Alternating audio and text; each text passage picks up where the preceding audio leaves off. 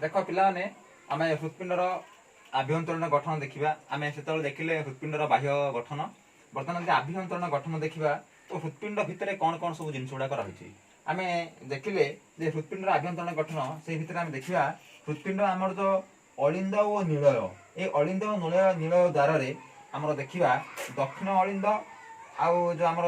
देखुचे दक्षिण आम देखिले ये भी चित्र देख पिलाने सुंदर चित्रटी आम हृत्पिंडर बाह्य गठन जानिले बाह्य गठन भितर आम ऊर्ध्वमाशिरा महाधमनी फुस्फुसीय धमनी फुस्फुसीय शिरा बाम अलिंद दक्षिण अलिंद आउ बाम निलय दक्षिण निलय निम्न महाशिरा सब जानिले ये जो आमर देखा ये जो आमर एपट देखिले हूँ बाम अलिंद हूँ बाम निलय और यहाँ दक्षिण अलिंद दक्षिण निलय ये जो दक्षिण अलिंद और दक्षिण निलय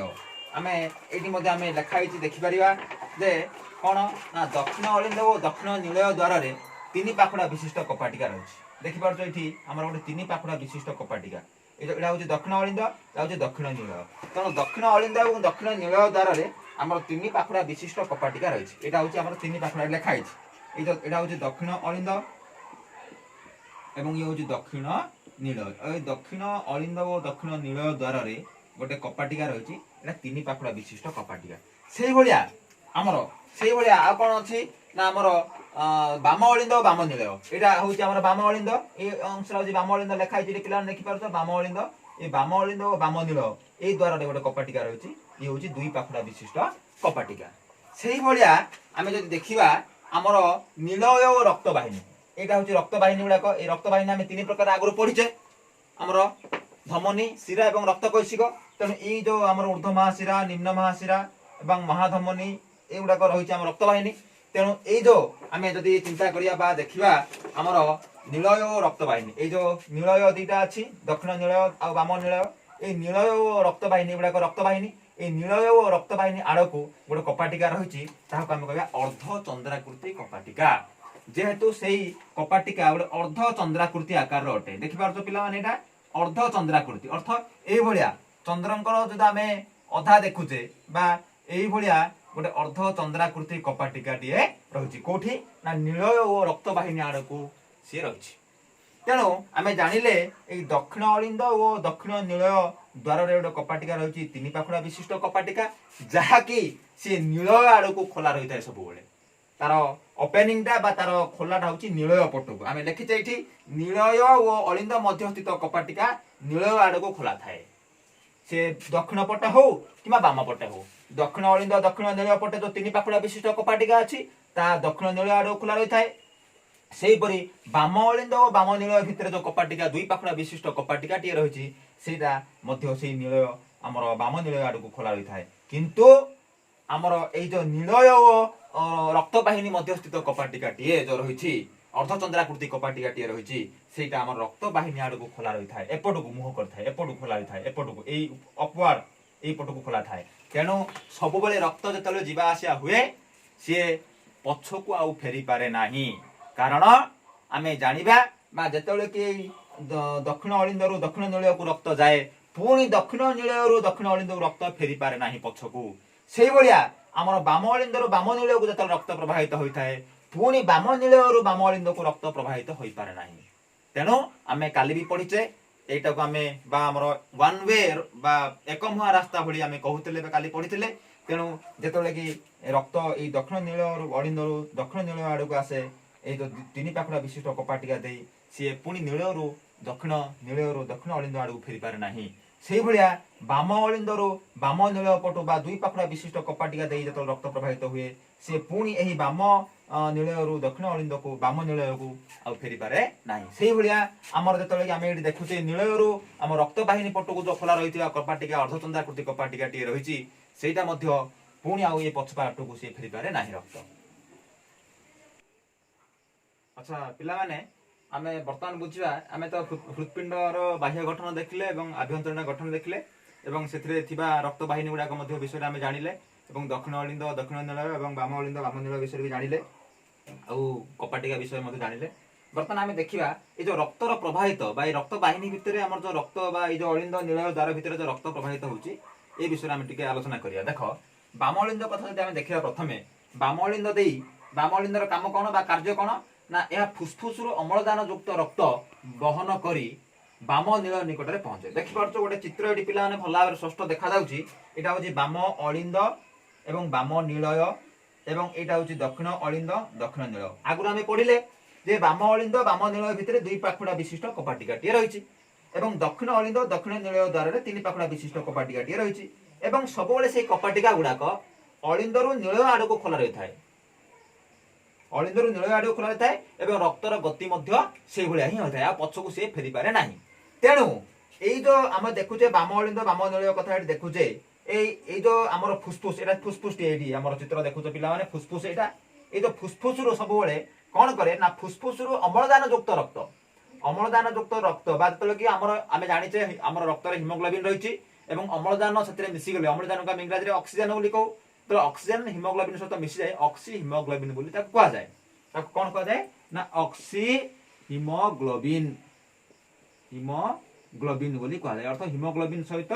ଅକ୍ସିଜେନ ର ମିଶ୍ରିତ ହୋଇକି ଯାଏ। ତେଣୁ ଯେତେବେଳେ ଅମ୍ଳଜାନ ଏଇ ଆମେ ଜାଣିଛେ ଆଗରୁ ଶ୍ଵସନ ପାଠରେ ପଢିଲେ ଫୁସଫୁସରେ ଆମେ ଅମ୍ଳଜାନ ଆମେ ପ୍ରଶ୍ୱାସରେ ନଉ ଏବଂ ନିଶ୍ୱାସରେ ଅଙ୍ଗାରକାମ୍ଳ ତ୍ୟାଗ କରୁ। ତେଣୁ ଯେତେବେଳେ ଆମେ ପ୍ରଶ୍ୱାସରେ ଅମ୍ଳଜାନ ଗ୍ରହଣ କରୁ ସେଇ ଅମ୍ଳଜାନ ଆମ ଶରୀର ମଧ୍ୟକୁ ଯାଇ ତା ରକ୍ତରେ ମିଶେ ଏବଂ ସେଇ ଫୁସଫୁସରୁ ଅମ୍ଳଜାନ ଯୁକ୍ତ ରକ୍ତ ବହନ କରି ଏଇ ବାମ ନୀଳ ଏ ଯେ କଥା ଆମେ ଦେଖୁଛେ ବାମ ମାନେ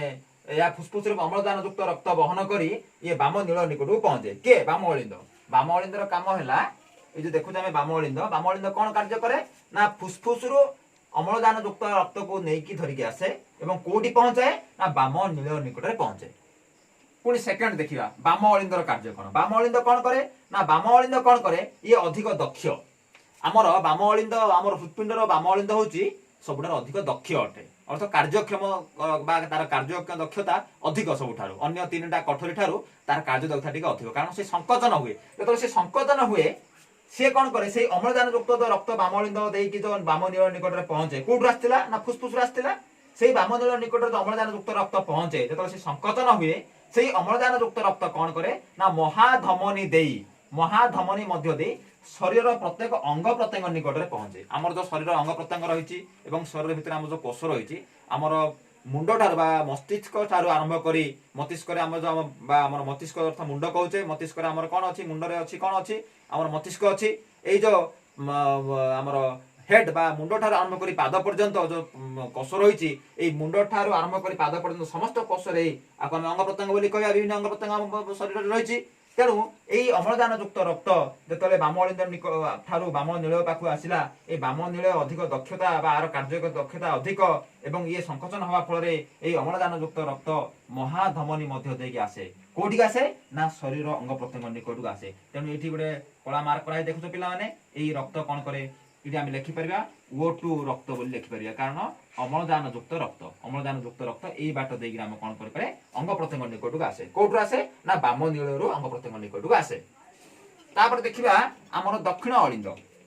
ଇଏ ହଉଛି ଦକ୍ଷିଣ ଅଳିନ୍ଦ। ଦକ୍ଷିଣ ଅଳିନ୍ଦ କଣ କରେ ନା ଶରୀରର ବିଭିନ୍ନ ଅଙ୍ଗରୁ ଏଇ ଯୋଉ ଆମର ଅଙ୍ଗ ପ୍ରତ୍ୟଙ୍ଗ ଯେତେବେଳେ କି ଆମର ବାମ ନୀଳ ନିକଟରୁ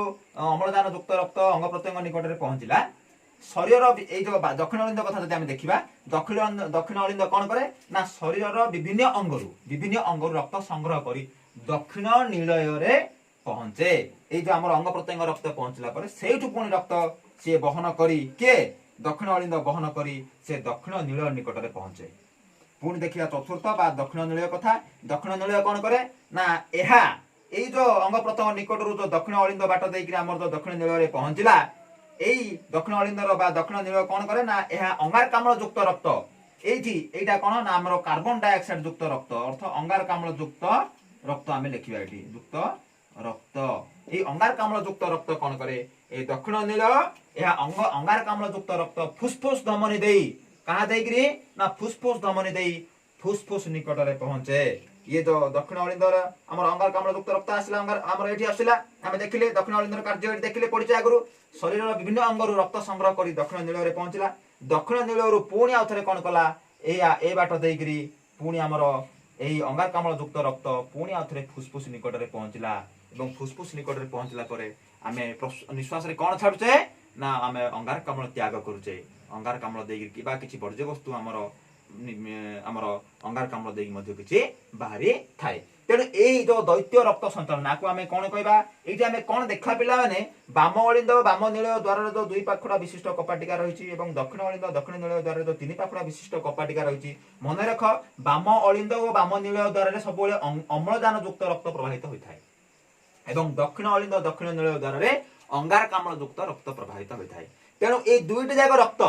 ये जो बाम अलिंद बाम नीलय प्रभावित होता अम्लजान युक्त रक्त एवं दक्षिण अलिंद दक्षिण नीलय द्वारा प्रभावित होता अंगारकाम्ल युक्त रक्त दुहे केबे कहा केही मिसंती नाही तेणु थरे आमर हृत्पिंड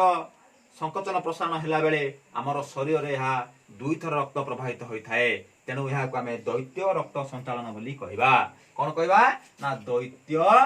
रक्त संचालन दैत्य अर्थ दुई थर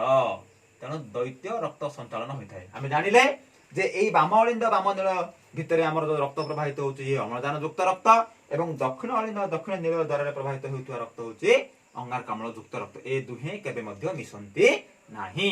तेणु आमर थरे हृत्पिंडर संकोचन प्रसारण हैला बेलकु आमर शरीर रे यह दुई थर प्रवाहित होता है एवं काली मध्य मु कहिछि एक सुस्थ व्यक्तिर हृत्पिंड एक मिनिट को के थर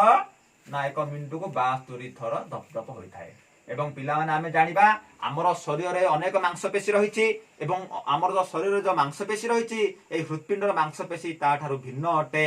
आकु हृत् मांसपेशी बा हृत्पेशी बा हृत् धमनी बोली कहबा जो मांसपेशी धमनी सहित जड़ित से होछि हृत् धमनी एवं जेउ मांसपेशी शिरा सहित बा पेशी सहित जड़ित से हृत्पेशी बोली ताकु कहा जिवो कारण हृत्पिंडर स्पंदन जन्म ठारू आरंभ करी मृत्यु पर्यंत यह स्पंदन होता है अविरत भावरे अर्थात आम जेकोसी गोटे मनुष्य बा छोट शिशुटी जो जन्म हुए तार हृत्पिंड स्पंदन आरंभ होता है एवं केबे पर्यंत ना मरिबा पर्यंत तेणु हृत्पिंडर स्पंदन अनवरत बा अविराम भावरे गति करि चलता है जतले बंद हो जो हृत्पिंडर स्पंदन सेतले गोटे मनुष्य को आमे मृत बोली कहबा आमर सिमती चारिटा कठोरी रही आमे जानिले मनुष्यर सिमती पक्षी मानकर मध्य हृत्पिंड चारि प्रकोष्ठ विशिष्ट अटे सेमानकर मध्य एई भलिया बाम अलिंद बाम नीलय दक्षिण अलिंद दक्षिण नीलय रही अछि आमर जेनी चारटा कठोरी अछि सेमानकर मध्य से भलिया चारोटी कठोरी रही अछि थैंक यू पिला माने नेक्स्ट टाइम आमे माछ एवं बेंगर हृत्पिंड विषय रे टिके सम्यक भाबरे धारणा देबी आज पई एतिकी रहिली।